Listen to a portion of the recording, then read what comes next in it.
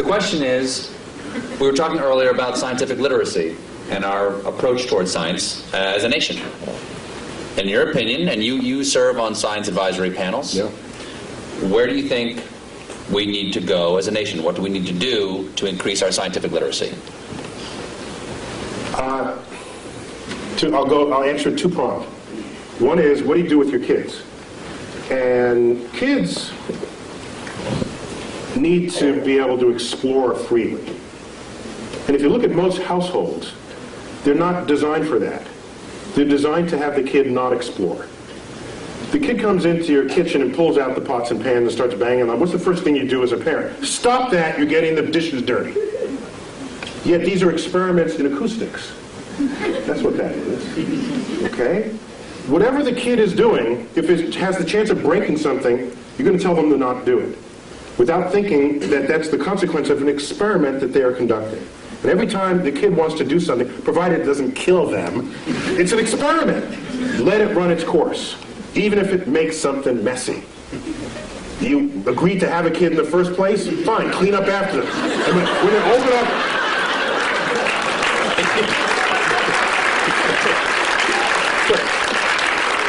Because it's those seeds of curiosity that is the foundation of what it is to become a scientist.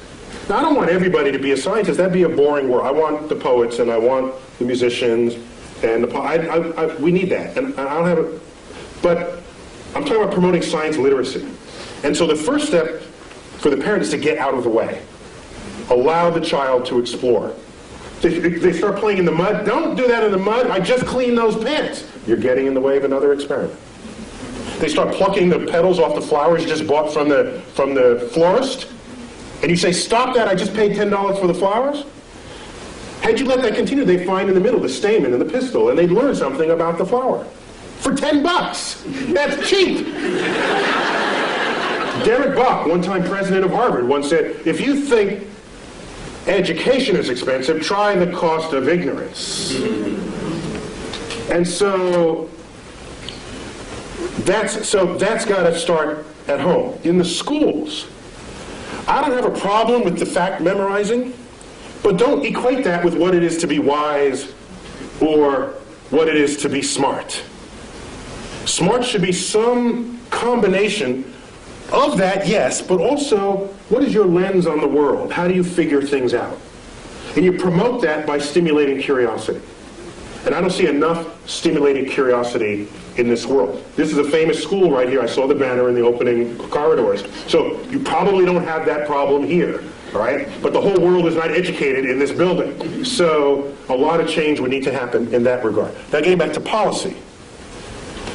I have tried.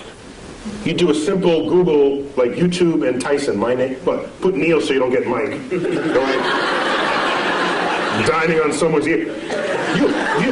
Half of what ends up thrown onto YouTube are talks I've given where I'm trying to convince people, not only the public, but lawmakers and people in power, that investing in the frontier of science, however remote it may seem in its relevance to what you're doing today, is a way of stockpiling the seed corns of future harvests of this nation.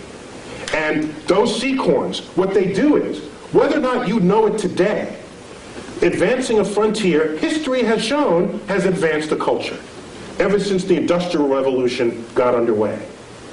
And we can speak more hegemonistically about it, that anyone who has embraced the powers of technology has enjoyed economic wealth, the likes of which the world has never seen, attendant with strength of security, okay? And so people say today, they'll say, so suppose the next terrorist attack is like a chemical attack. Do you call out the Marines, or do you get your best chemists to figure out what to do about that? There's a point where your weapons are not as useful as the brain of the scientist who you could bring to bear on the problem. And so I see science and technology and creative investments in it as the most significant infusion to our economy that could possibly be conceived. The problem is it's not going to boost the economy next quarter. It's got a time horizon longer than most people have the patience for, and most politicians have the re-election cycle to be tolerant of. So what we need is a longer view on those investments. I don't want to have NASA going hand in hand trying to get money to stimulate the frontier of cosmic discovery. And that frontier now involves biologists in the search for life, chemists in understanding the soils of Mars, aerospace engineers. You know what I don't want to do? I don't want to stand in front of 8th graders and say, who wants to be an aerospace engineer so that you can design an airplane that's 15% more fuel efficient than the one your father flew? That's not going to get them. But if I say, who wants to be an engineer and design the airfoil that'll fly in the rarefied atmosphere of Mars, I'm going to get the best students in the class, and you know it. Because that's an exciting project for smart people to work on, motivated people to work on. And when you have them, they invent stuff. They discover things. They transform the culture in which we live on a time horizon that is not easy to just tell someone in a one-sentence soundbite.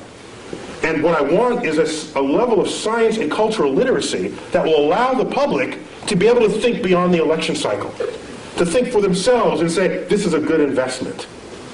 How many times have you heard people say, if you're not among us here, why are we spending money up there when we have the problems down here? Have you ever asked how much money we're spending up there? Ask that question.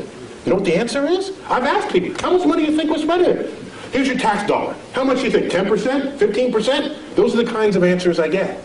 You know how much is getting spent? The rovers, the space station, the space shuttles, all the launch vehicles, all the NASA centers is 0.6 of 1 penny on your tax dollar. 0.6 of 1 penny pays for it all. And you're telling me, why are we spending money there and down here? If you need that money to solve these problems, you got some other problems going on, okay? That's a whole other problem with society.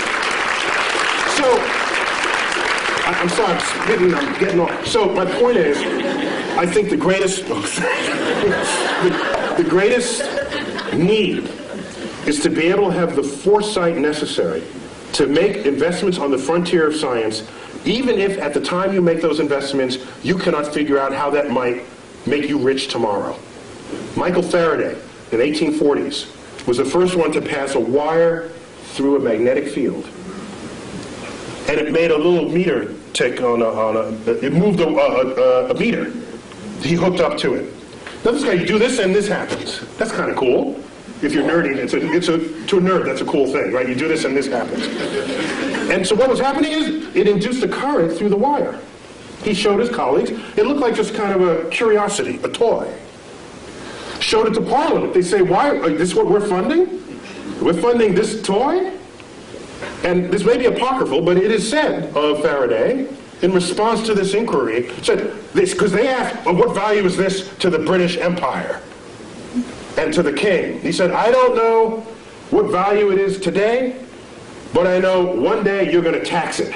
And in fact, that is the foundation of how all electricity is made today. And it would take another 60 years before electricity would come to homes. But who could have known it at the time? I don't want to be left behind. I will not leave you behind. Last thing I'll say. Yes. Last thing I'll say. The biggest news story last year to me, it was not the methane flatulence. No. The biggest news story happened December 22nd, something like that. I forgot what day. A press release comes out. Russia says they want to send a mission to deflect Apophis, the killer asteroid. Oh, yeah. By the way, I said if that hits, it's going to hit the Pacific, which affects us. Okay? Russia says we're going to launch a mission. We're going to start designing it now. We're going to fund it. Oh, by the way, the United States is welcome to join us. And people say, oh, that's nice, a little international thing. And I'm saying, wait a minute. Something's wrong here.